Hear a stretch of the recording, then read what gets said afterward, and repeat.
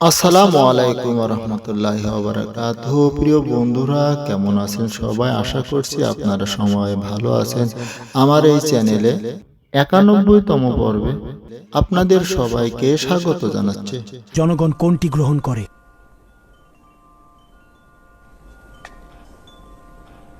বানু অসেনাদ আজিজে মিশরের সহধর্মিনী প্রবেশের অনুমতি চাইছে।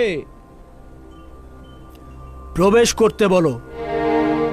বানু অসেনাতের অনুমতির প্রয়োজন নেই।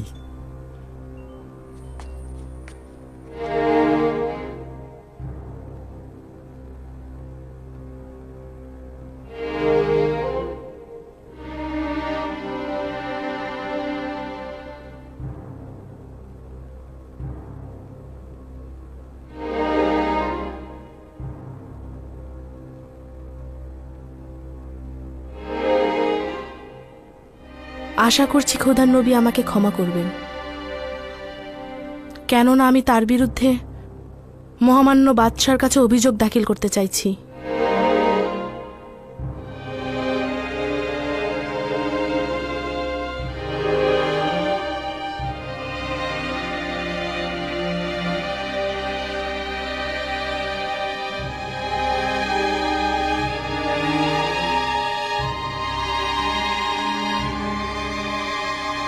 ওয়াসেনাত, আজ খাদেমদের বিচার কার্য ও শুনানি চলছে।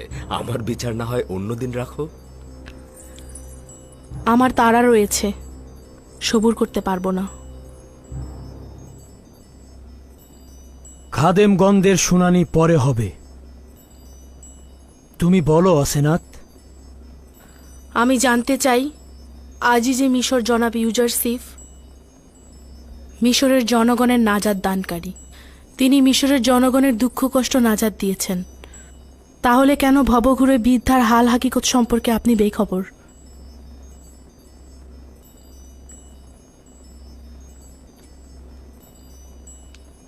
যে বৃদ্ধ মহিলার কথা তুমি বলছো তাকে আমি কিভাবে চিনতাম? সেই বৃদ্ধ মহিলা তো আমার খোয়াবে ও জেহানে মশগুল ছিল। তুমি নিজেই তার সাক্ষী ছিলে। আমি তো এমনকি তাকে চিনতেও পারিনি।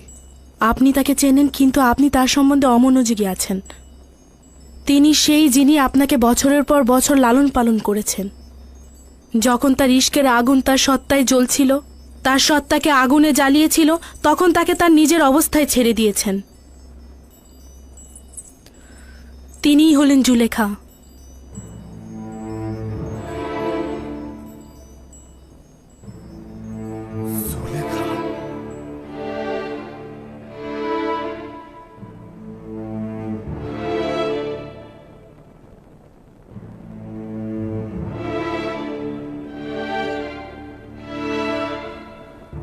না, এটা সম্ভব নয়। জুলেখা অভিজাত সম্প্রদায়ের সুন্দরী নারী ছিল।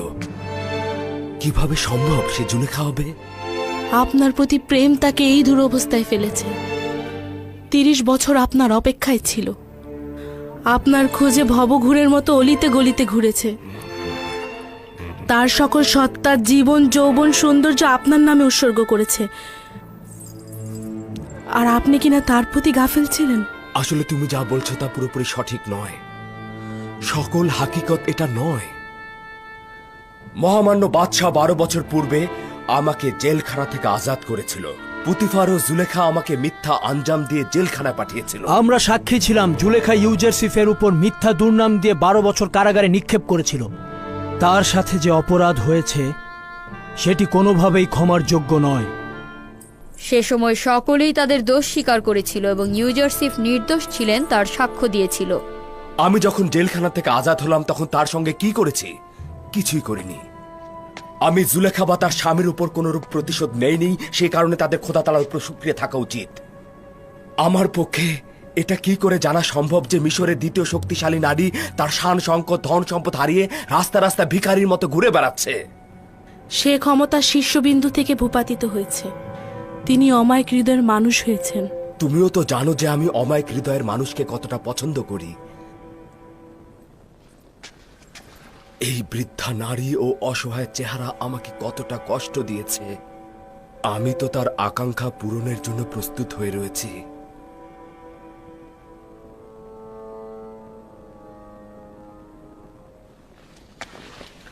আমি এখনই জুলেখাকে একটু দেখে আসতে চাইছি। না, আমরা সকলে এই পাক পবিত্র এশকে দেখতে চাচ্ছি। যদি অনুমতি দান করেন, আমি গিয়ে তাকে এখানে নিয়ে আসি। যাও, তাকে নিয়ে এসো।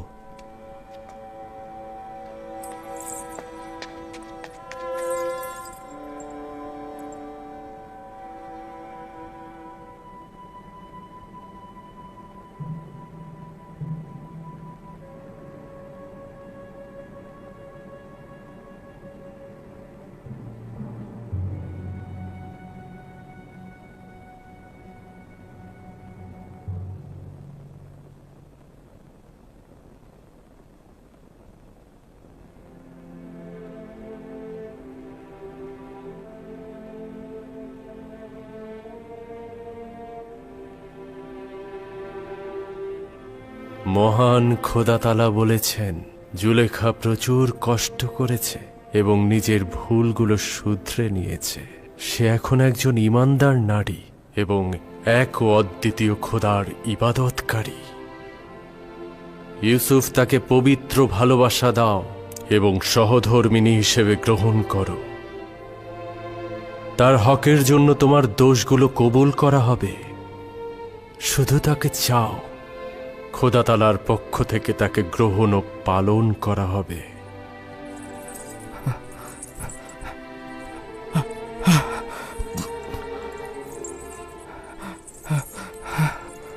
হে খোদার নবী, নতুন কোনো পয়গাম? আজব ফরমান ছিল। আদেশ এসেছে জুলেখার প্রতি সহমর্মী হতে, তাকে সহধর্মিণী হিসেবে নির্বাচন করতে।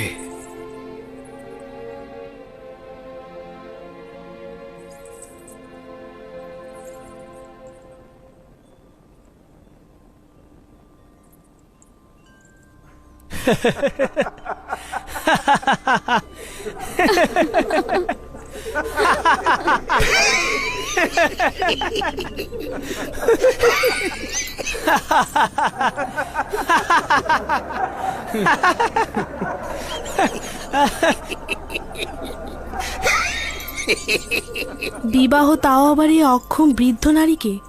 সে তো অতিশয় দুর্বল ও বৃদ্ধ।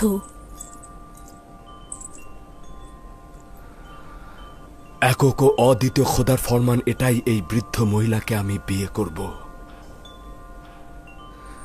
তোমার মতাতে রূপবান স্ত্রী থাকতে কি আর কোন স্ত্রীর দরকার আছে?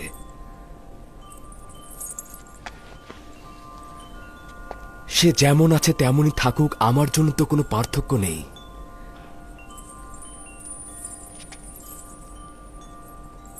আমি খোদা তালার পয়গম্বরের কাছে কৃতজ্ঞতা জানাচ্ছি। যদি জুলেখা সুন্দরী ও অপরূপ হতো, আমি পয়গম্বরের ফরমানের প্রতি অনুগত্য পোষণ করতাম।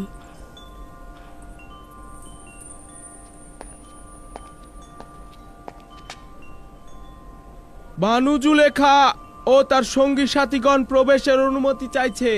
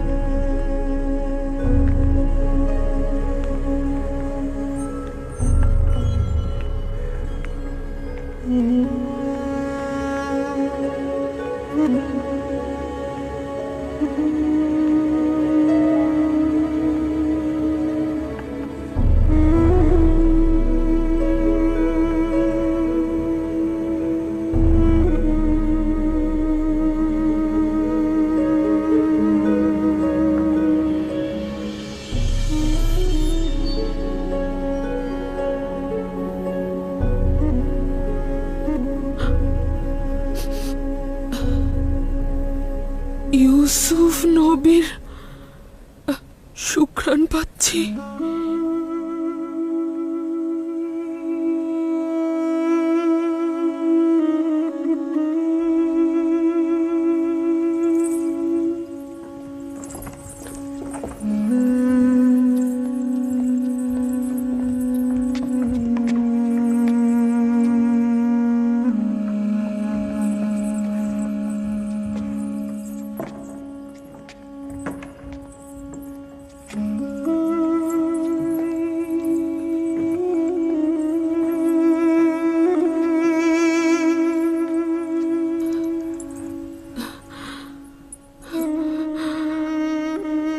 ওয়াসেনা, তুমি?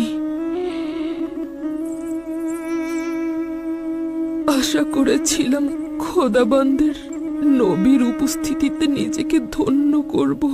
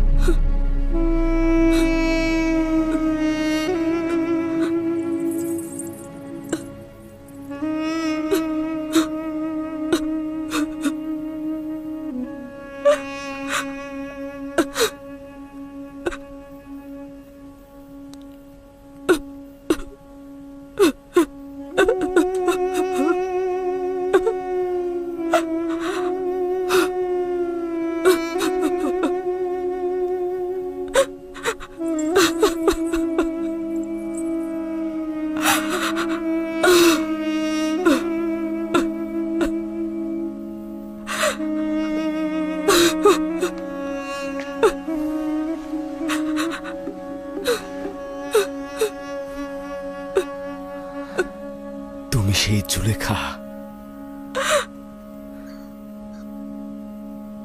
একদিন আমার অস্তিত্ব ছিল, এখন শুধু তুমি। এর মধ্যে জুলেখা নেই।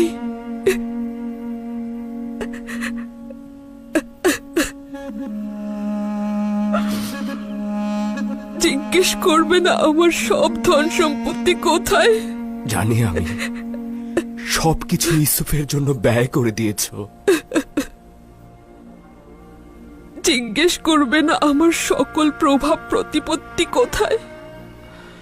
শুনেছি সবকিছু আমার পথে ফানা করে দিয়েছো। জিজ্ঞেস করবে না আমার সকল সৌন্দর্য ও লাবণ্য কোথায় বিলীন হয়ে গেল?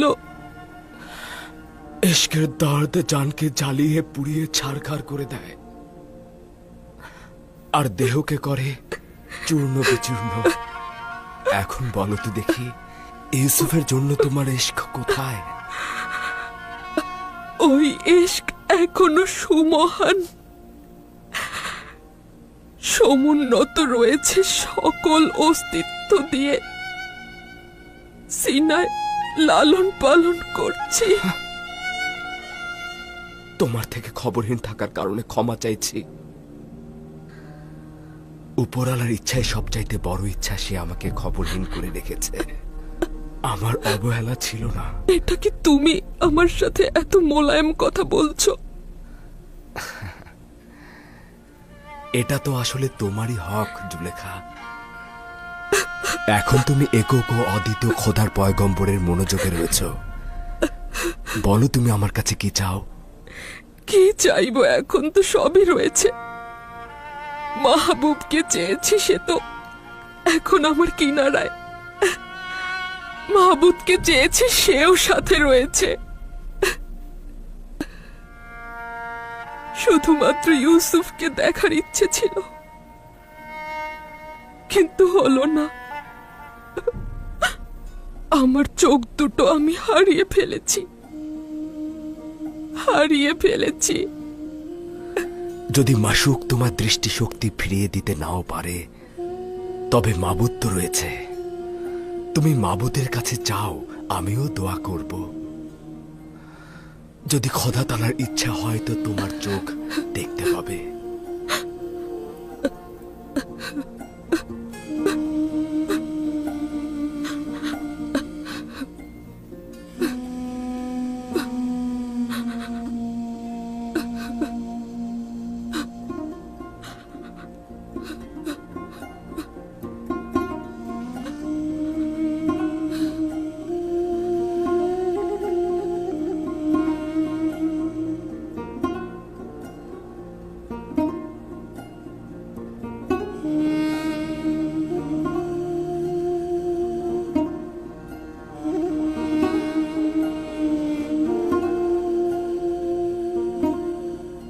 হে পরওয়ারদিগার, বান্দার চোখের জন্য নূর দেবার সুপারিশ করছি।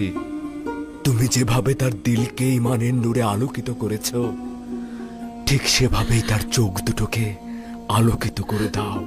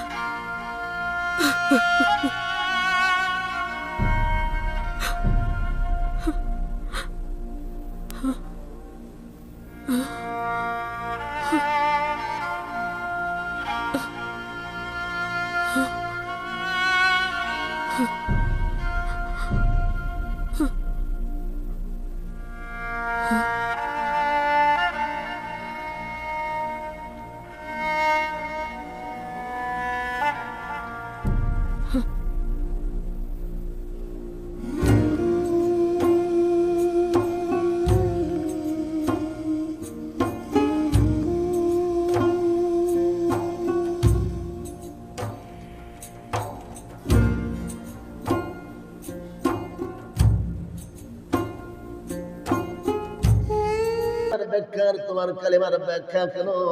আজকের যুগে দেখেন অনেক আলেমরা আছে, তাদের কালেমাই কারোর গায়ে আঘাত হয় না, তারা কোনো কিছু টের পায় না। কথা বলুন ঠিক কিনা?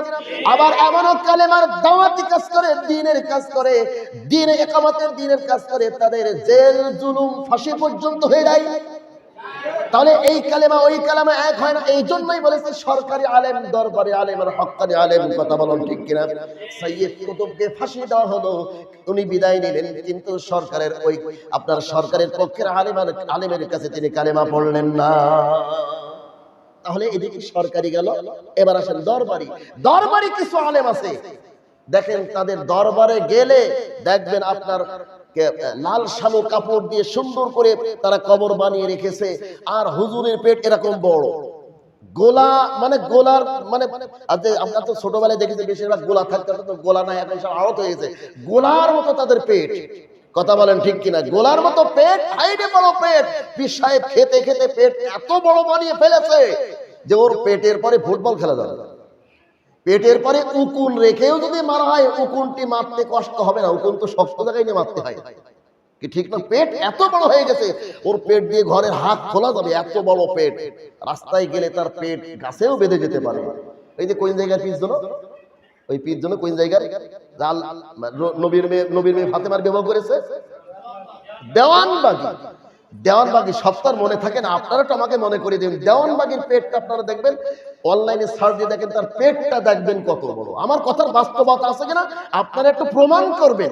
অনেকেই মনে করতেছেন হুজুর নতুন নতুন কথা বলছে, জি না, প্রত্যেকটি কথার প্রমাণ আছে। প্রমাণ সংকরে কথা না বললে আপনারা তোমাকে ধরে ফেলবেন। কি কথা বলেন ঠিক কিনা? এই জন্য প্রমাণ রেফারেন্স না রাখলে কথা বলা যায় না। আসুন, এরকম দরবানি অসংখ্য বাংলাদেশে প্রায় 1,98,000 পীরের জন্ম আছে বাংলাদেশে। 1,98,000 হয়ে গেছে, আর 2,000 হলেই 2 লক্ষ হয়ে যাবে। তার মানে আপনাদের ভিতর থেকে আর কিছু লোক যদি পীর দাবি করে, তাহলে প্রায় 2 লক্ষ হয়ে যাবে। আপনারা কেউ কেউ পীর হবেন? হাত দেখেন তো। পীর হবেন, এটা বিনা পুঁজির ব্যবসা।